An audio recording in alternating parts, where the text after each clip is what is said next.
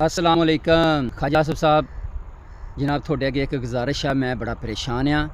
ਜਦੋਂ ਦਾ मैं सुबह थोड़ा बयान सुनिया ना अफगानिस्तान के मुतलक, तो थोड़ी धमकी सुन के मैं बड़ा परेशान हाँ। तो मैं ही नहीं परेशान, पूरा पाकिस्तान परेशान है जनाब। टमाटर लभदा नहीं पिया, घर घर लड़ाई पई आ। बीबियां अपने बंदे नाल लड़ी जांदियां कि तुसीं सारी सब्जी लियाउंदे आ ते टमाटर जानबूझ के नहीं लियाउंदे। तो साड़ी जिहड़ी ज़राअत मिनिस्टर आ वो दुकानदारां नाल लड़ी जांदी आ, उत्थे दुकानां बंद कराई जांदी उन्हां दियां, ते उन्हां नाल लड़ाई शुरू कीती आ। ते सारा पाकिस्तान परेशान आ।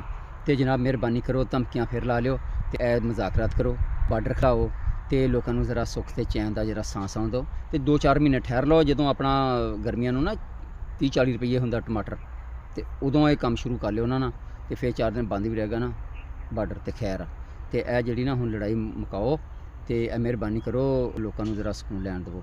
हर पासे ना टमाटर होई पई, टमाटर होई पई है।